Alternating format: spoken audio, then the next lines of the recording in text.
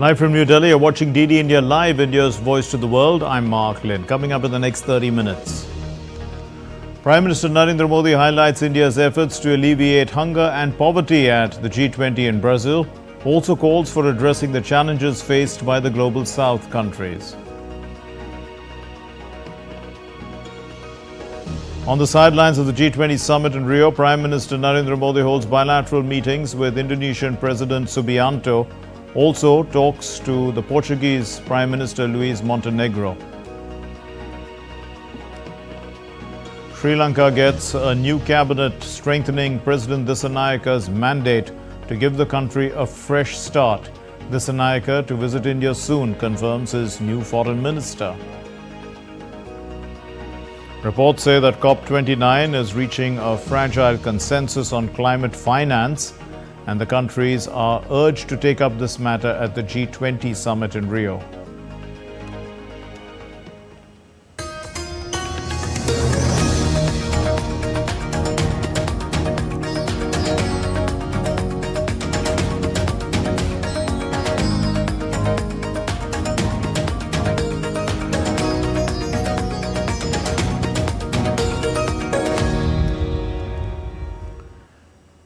India's Prime Minister Narendra Modi is attending the G20 Leaders Summit in Brazil, in Rio de Janeiro. Prime Minister Narendra Modi was welcomed by the Brazilian President Lula Silva at the venue, which is the Museum of Modern Art in Rio de Janeiro.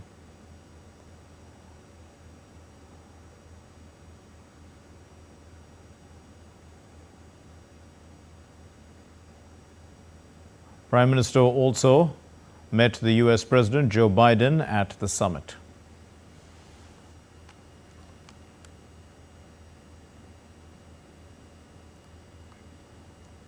Earlier, the Brazilian President Luis Inácio Lula da Silva opened the summit of the G20, that's the group of 20 major economies, on Monday, with the launch of the Global Alliance to Combat Poverty and Hunger, which he called the result of political decisions.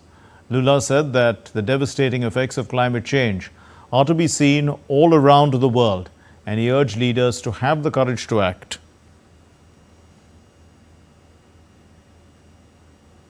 As G20 Summit is underway in Rio de Janeiro, leaders have gathered for the group photo also. They had gathered some time ago for the Alliance Against Hunger and Poverty. And India's Prime Minister Narendra Modi announced India's support, in fact, for this Brazilian initiative for a global alliance against hunger and poverty, and called the step an important step towards the implementation of the Deccan high-level principles for food security adopted at the New Delhi Declaration, the New Delhi Summit.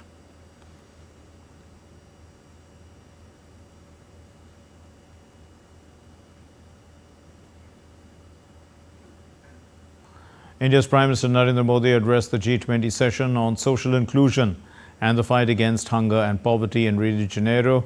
In Brazil, the Prime Minister spoke about India's efforts to alleviate hunger and poverty.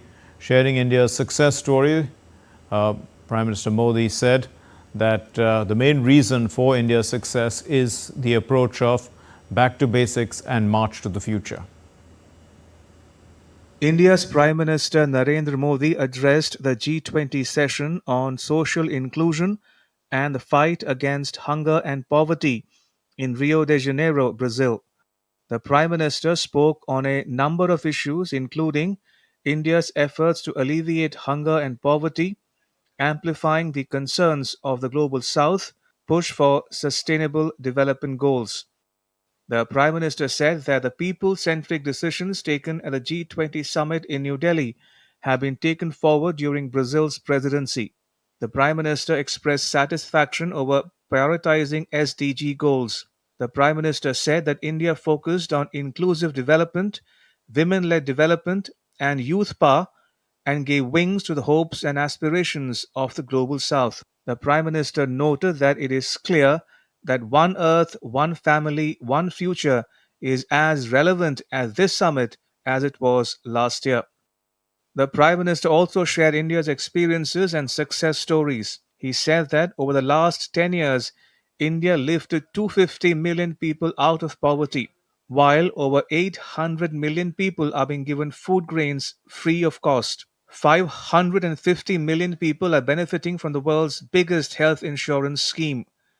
Now, 60 million senior citizens over the age of 70 will also be able to benefit from free health insurance. Maintaining a focus on women led development and social inclusion, over 300 million women micro entrepreneurs have been linked to banks and given access to credit. Under the world's largest crop insurance scheme, over 40 million farmers have received benefits worth 20 billion US dollars. Under the farmer scheme, assistance worth over $40 billion has been given to 110 million farmers. Institutional credit worth 300 billion US dollars is being given to farmers. India is not only ensuring food security but also focusing on nutrition. The Saksham Anganwadi and Nutrition 2.0 campaign, which is an integrated nutrition support program, focuses in particular on nutrition for pregnant women, newborn babies, children under the age of 6, and adolescent girls. Through the midday meal scheme, special attention is also being paid to the nutritional needs of school going children. The Prime Minister said that India is also contributing to global food security. India provided humanitarian assistance to Malawi, Zambia, and Zimbabwe recently. The Prime Minister noted that the main reason for our success is our approach back to basics and march to the future. PM Modi remarked that we have focused not only on natural farming and organic farming, but also on new technologies. Besides, India also focused on sustainable agriculture, protection of the environment, nutrition, and food security by promoting Shri Ann or millets. India developed more than 2,000 climate resilient crop varieties and has started the Digital Agriculture Mission. India's digital public infrastructure enables social and financial inclusion. Besides, India created a new model for inclusive development that strengthens the weakest link with the aspirational districts and blocks project. The Prime Minister also said that India supports Brazil's initiative for a global alliance against hunger and poverty. This is an important step towards the implementation of the Deccan High Level Principles for Food Security adopted at the New Delhi Summit. The Prime Minister also highlighted the concerns of the Global South, saying that the countries of the Global South are most adversely impacted by the food, fuel, and fertilizer crises caused by global conflicts. He said that discussions can only be successful when we keep in mind the challenges and priorities of the Global South. And just as we amplify the voice of the Global South by granting permanent membership of G20 to the African Union during the New Delhi Summit, we will reform institutions of global governance. With input from Gautam Roy in Brazil, Fuzail Ahmed reporting for DD India. And on the sidelines of the G20 summit, Prime Minister Narendra Modi held bilateral talks with the Indonesian President Prabowo Subianto in Rio. In October this year, Subianto had taken office as Indonesia's 8th president, vowing to revive the country's economy, combat inequality and corruption, and to be a good neighbor to the world.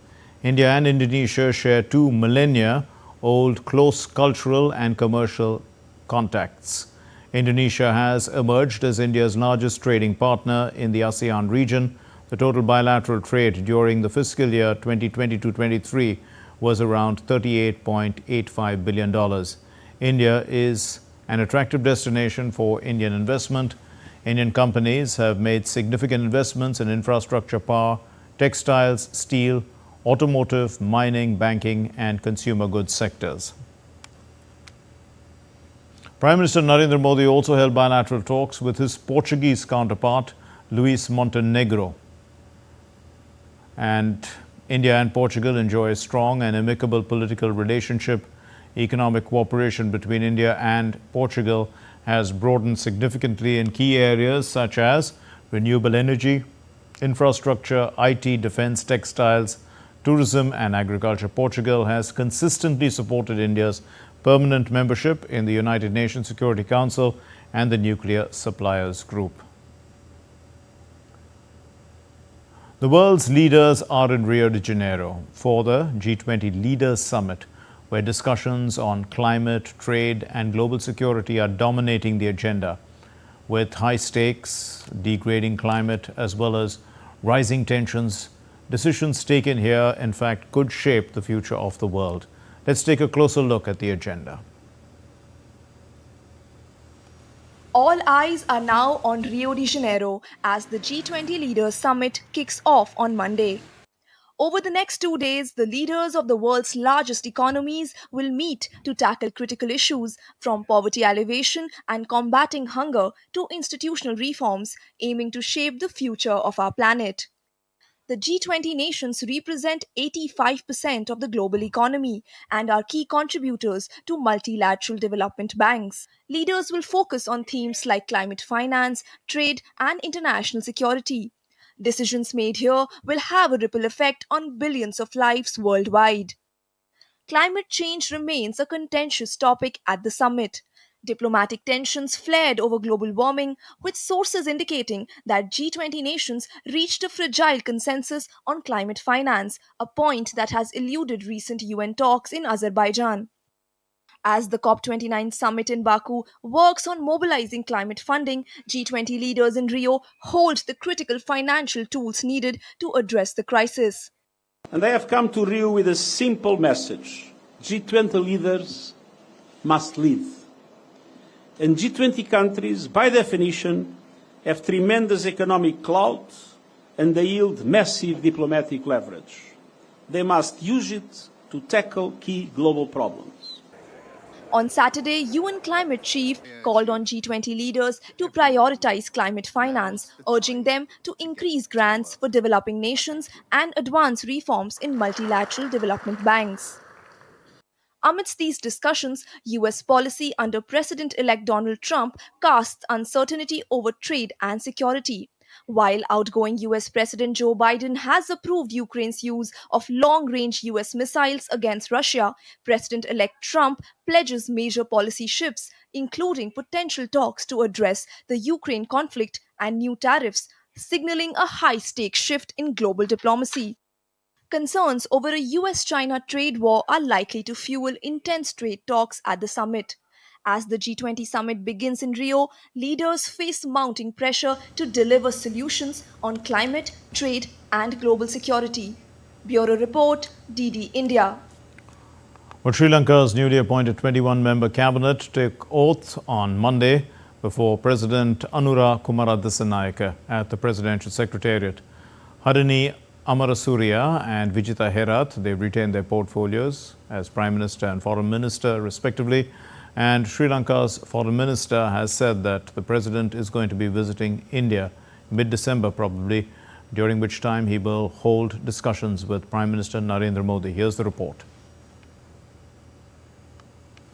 As Sri Lanka's newly appointed cabinet of ministers took oath on Monday at the Presidential Secretariat in Colombo, President Anura Kumara Dissanayake retained the key defence and finance portfolios after sweeping the snap parliamentary elections last week. The leftist leader Dissanayake confirmed the interim cabinet ministers along with Prime Minister Harini Amarasuriya and Foreign Minister Vijit Herath, who all retained their respective portfolios.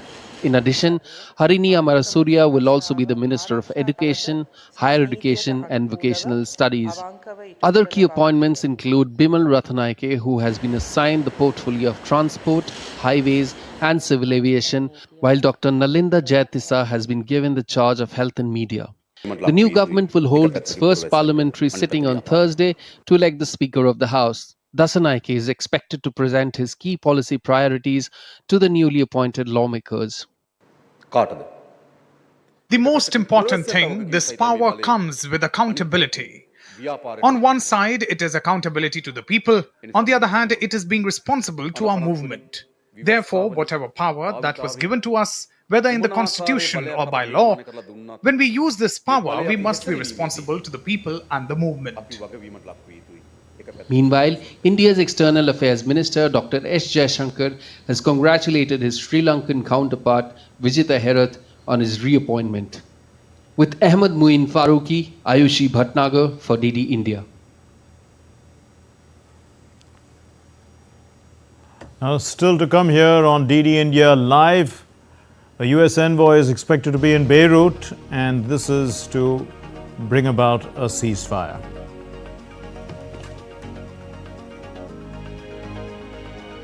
India is also projected to be the fastest growing economy among the G20 countries which are meeting in Rio. India is to grow at 7% GDP as expected in 2024.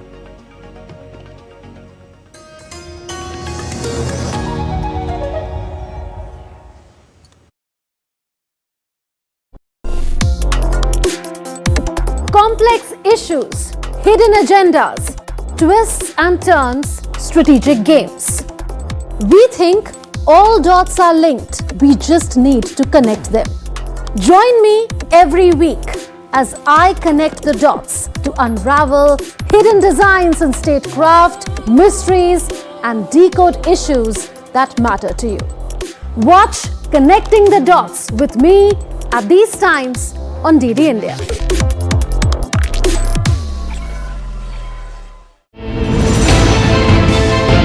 Geopolitics and trade deals. Economic challenges amid development. Hard work and the path to prosperity. It's the economy always. Between walkers, money is what money does and says. Supply creates its own demand. Between the bulls pulls and bears tears. When supply chains globalization and India rises to the podium. We'll get you centered with the economic brief at 8 p.m. every Thursday on DD India.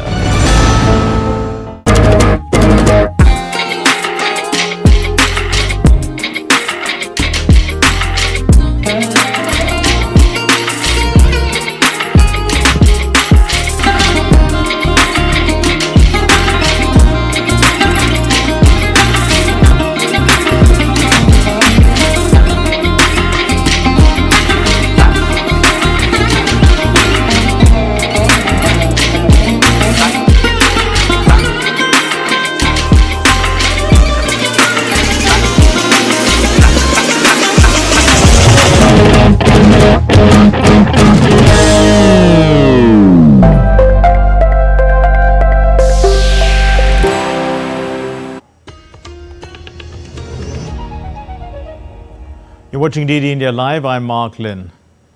Updates now from West Asia, and a senior Lebanese official has confirmed on Monday that a US envoy is set to visit Lebanon on Tuesday for discussions on a potential ceasefire between Israel and Hezbollah. So this visit is led by the White House envoy Amos Hochstein, and he's expected to build on the US's ceasefire proposal, which was submitted to Lebanon last week. However, the visit has not officially been confirmed by Washington, D.C. So as far as Beirut is concerned, it is reportedly supportive of Washington's efforts to bring an end to this conflict. But the Lebanese government is seeking, some revisions to the proposal because they want to know how to monitor a potential truce. The United States' decision to authorize long-range Ukrainian strikes, it could help Kiev defend that foothold in Russia's Kursk region that it has, so that, it may be able to leverage some sort of room in talks post-war. But the analysts feel that this is little too late, in fact, and it can't change the course of the war. The Kremlin has called this decision by the United States reckless because Russia has been saying time and again, that this is an escalation and it's a confrontation with NATO. Here's the report from Europe, in fact, from the Europe's point of view. From the European point of view, Rahul Upadhyay gives us the report. As the Russia-Ukraine conflict nears its 1,000th day, both sides continue to engage in fierce military operations, while global diplomatic efforts intensify to address the escalating crisis. The prolonged war has become an increasingly complex and multifaceted battle with no end in sight. As military engagements continue, support for either sides is building up. European Union Foreign Policy Chief Josep Borrell has expressed hope that EU members could soon agree to allow Ukraine to use arms to strike inside Russia. I've been saying once and again that Ukraine should be able to use the arm we provided to them in order to not only to stop the arrow, but also to be able to hit the Arcus. I continue believing this is what has to be done. I'm sure it will be discussed once again. I hope member states will agree on that, and if not, anyone will do whatever they believe is according with the need to support Ukraine. Amidst shifting dynamics, German Foreign Minister has emphasized that there is no change in Western strategy. That is why we are providing even more and more intensive support in the defense of peace in Ukraine, above all in air defense. And that is why the decision from the American side, which I would like to emphasize, is not a rethinking, but an intensification of what has already been provided by other partners. It is so important at this moment. Meanwhile, in response to the US President Joe Biden's move to allow Ukraine to strike deep into Russia with long-range American missiles, Russian lawmaker Maria Butina denounced the decision and warned that it could lead to a third world war. Amidst the ongoing military action, Russian President Vladimir Putin met with Yevgeny Balitsky, the Russian-installed governor of the Moscow-controlled Zaporizhia region in Ukraine. The meeting took place at the Kremlin just hours after the US announcement regarding the missile strikes. If such a decision has been made and conveyed to the Kiev regime, then this means a qualitatively new round of the escalation of tension. This is also a qualitatively new situation from the standpoint of US involvement in this conflict. The US move came soon after the Russian airstrikes on Sumy, a Ukrainian city close to the Russian border, where at least 11 people, including 2 children, were killed and 89 injured on Sunday. Another Russian missile attack on Monday killed 10 people and wounded 44 in Ukraine's Black Sea port of Odessa. Rahul Upadhyay's report for DD India. Now, Finland is hosting its first large-scale NATO artillery exercise since the Nordic nation had joined the military alliance last year. On the second day of the NATO artillery exercise, Finnish and British troops have practiced live fire drills using K9 tanks and Archer cannons. This exercise marks the first time that NATO allies are practicing artillery fire at this is on a large scale on Finnish soil. Now, the director of the military exercise said that the aim of this exercise is to train and develop interoperability within the alliance.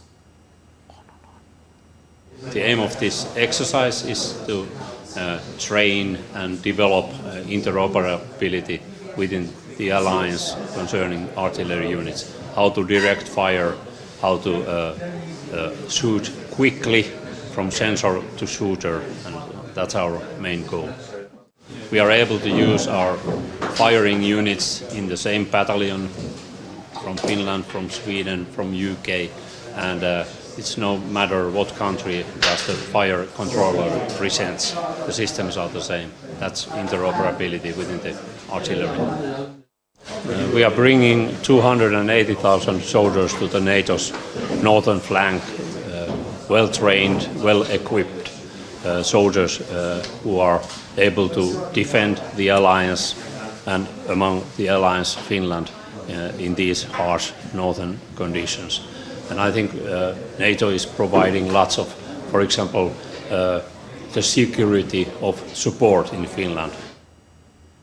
India is projected to be the fastest growing economy among the G20 countries, with the 7% GDP growth rate expected for 2024. According to a post on X by MyGov, it cites the World Economic Outlook for October 2024. India is followed by Indonesia in the second place with a 5% growth rate, and China ranks third with 4.8%. India's time-tested partner, Russia, is ranked in the fourth place, projected to grow at 3.6%, followed by this is followed by G20 Summit host Brazil, which is in the fifth place.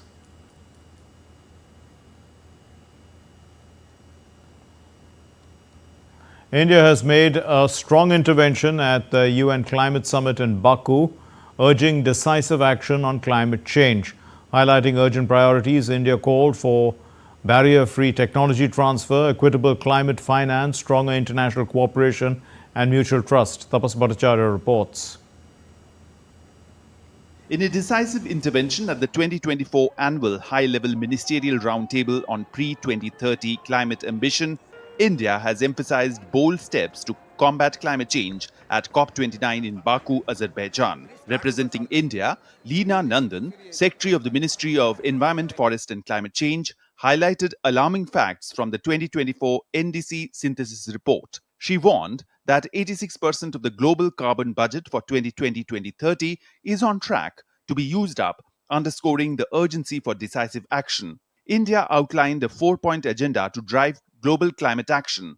First, it stressed the need for barrier-free technology transfer, calling for the removal of intellectual property restrictions on green innovations. Access to affordable, adaptable, and locally relevant technologies is critical for developing nations. Second, climate finance remains central.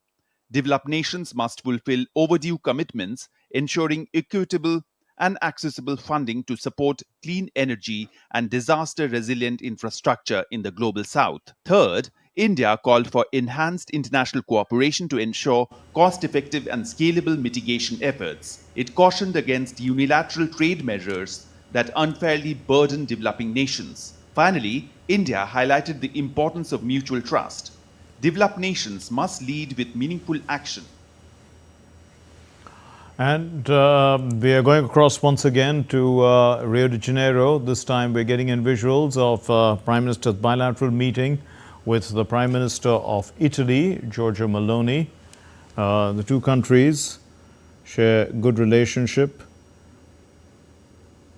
In fact, Italy is India's 4th largest trading partner, and bilateral trade between the two countries is valued at around $14.25 billion. This is again figures of 22-23.